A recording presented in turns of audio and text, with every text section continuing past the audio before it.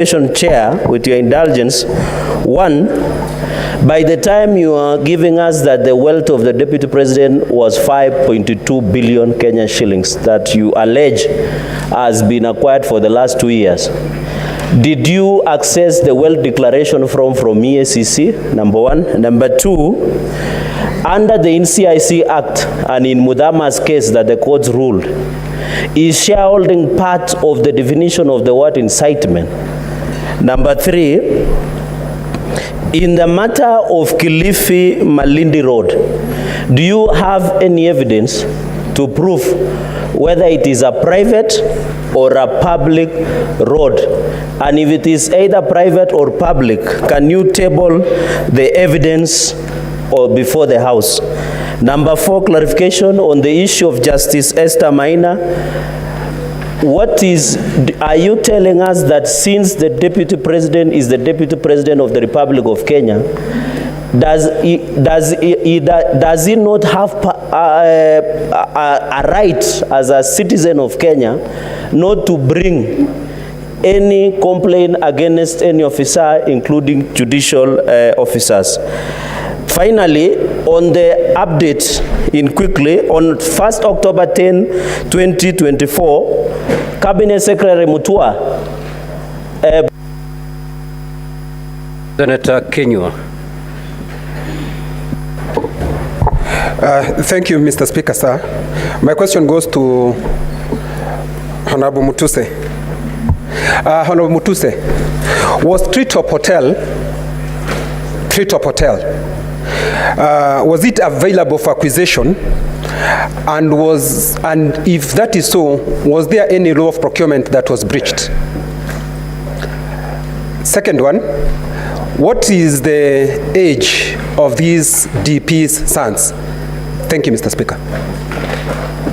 Senator Fatuma Dulo. Thank you, Mr. Speaker. My question first goes to the council on the side of the Deputy President. My question is on attack on the national security.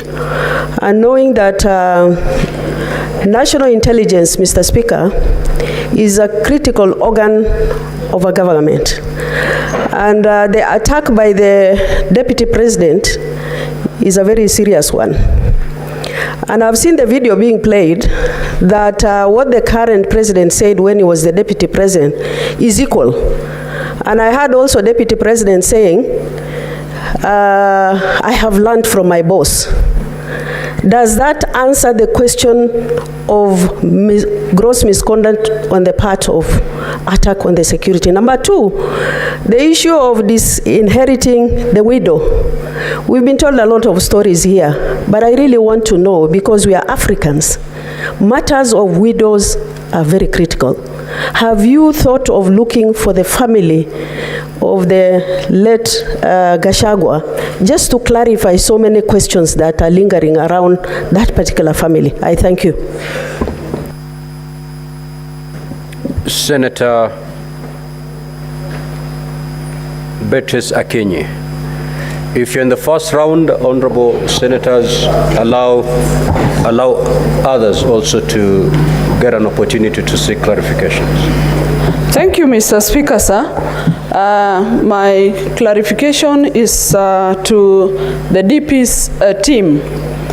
On a video that was played yesterday at a relocation point in Nairobi County, I wanted clarification from the DP's team on whether their client is aware that county governments are distinct governments, and if so, Honorable Speaker, did the DP consult with the county government of Nairobi over the challenges of relocation at Kayole?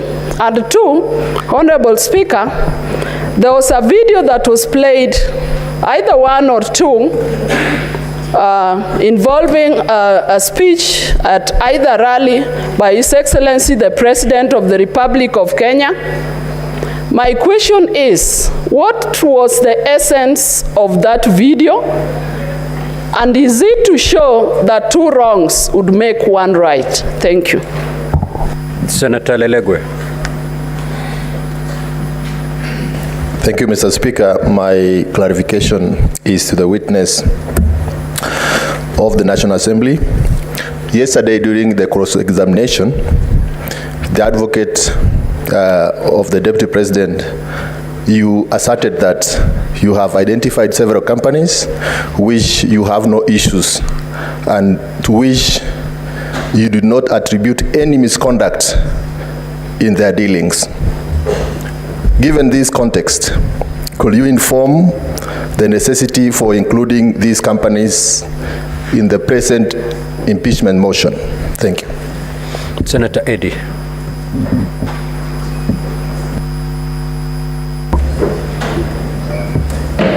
Mr. Speaker, thank you.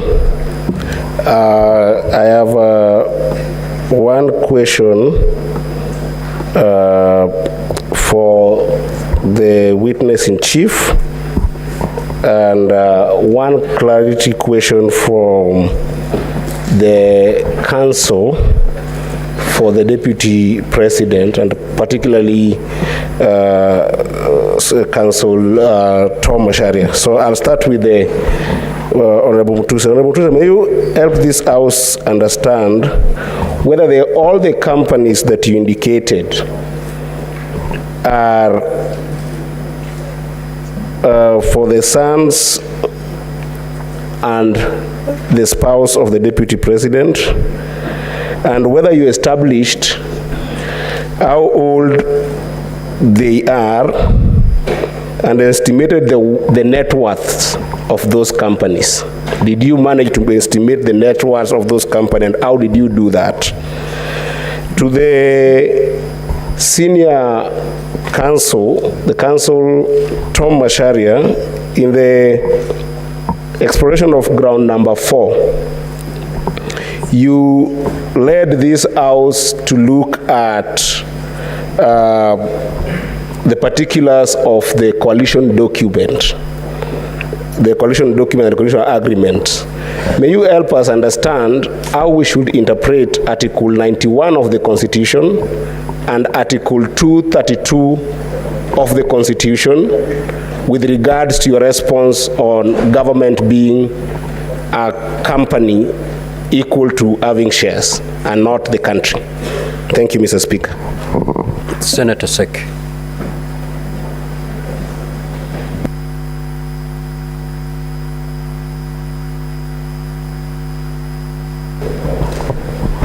Thank you, Honorable Speaker.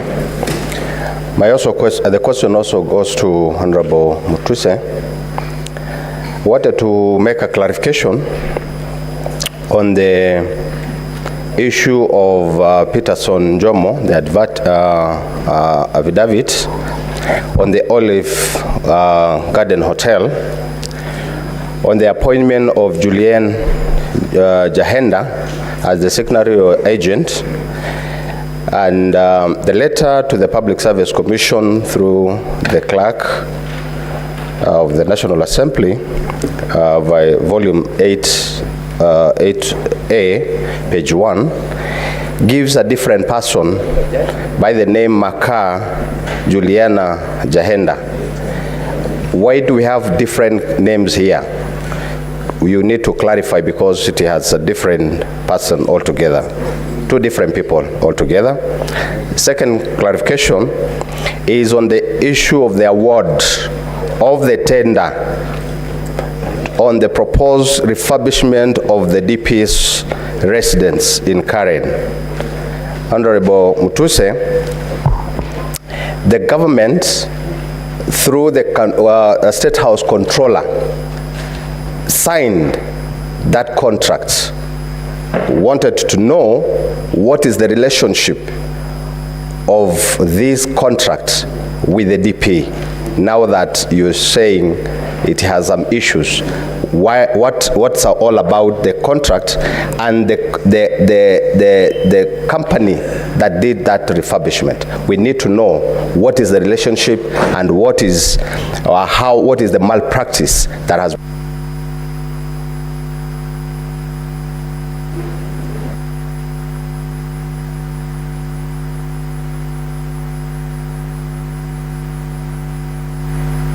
Senator Hamida Kibwana.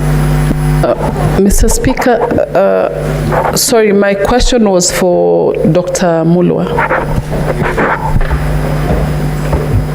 Senator Wakili Sige.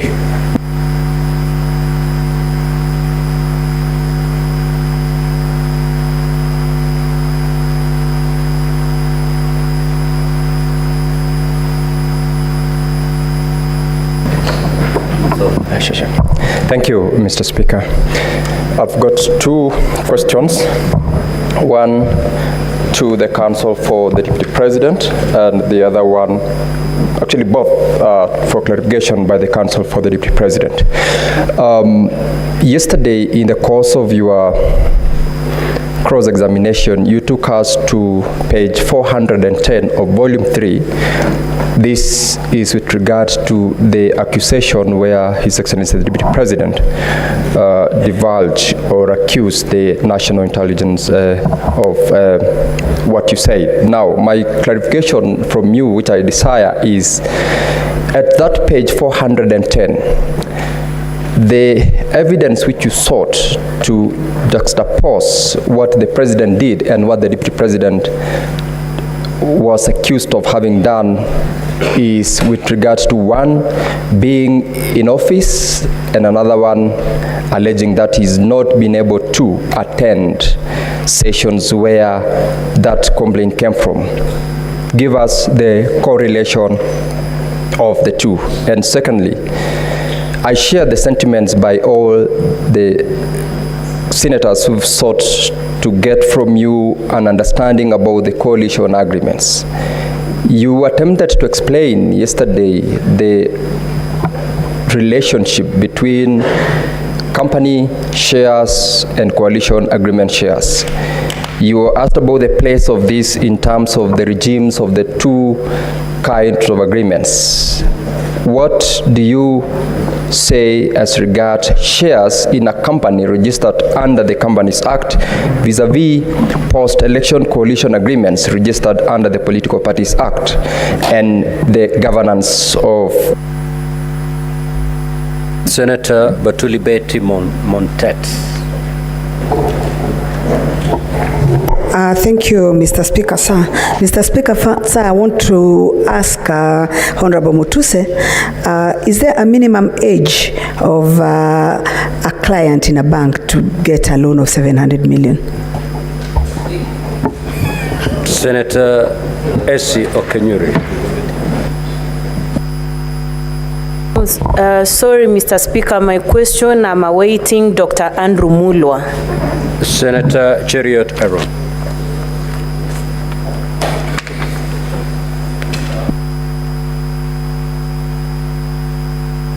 Mike, two quick questions to you, Mutuse.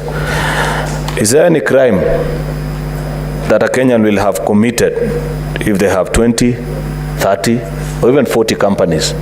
Because I see you have listed 22 companies here. Is there any crime by just owning these companies you feel that the person you accuse has committed? Second, on this issue of Vipingo Beach, surely, Honorable Mutuse, what is the crime of the sons of the Deputy President being listed as directors? Because I have tried combing through your motion to establish what you consider to be either an illegality or a crime on their part by simply being listed as directors. Lastly, Mr. Speaker, is to the Council for the DP, Wakili Masharia. The clips of the then DP Ruto played by your team, could we read it to mean that it's an admission on your part that you're saying if it was done then by a sitting Deputy President, please allow the current one to commit the same at this point? And lastly, the 30% allocation to Ford Kenya in the coalition agreement in ANC, how has it been realized? Senator Margaret Kamar.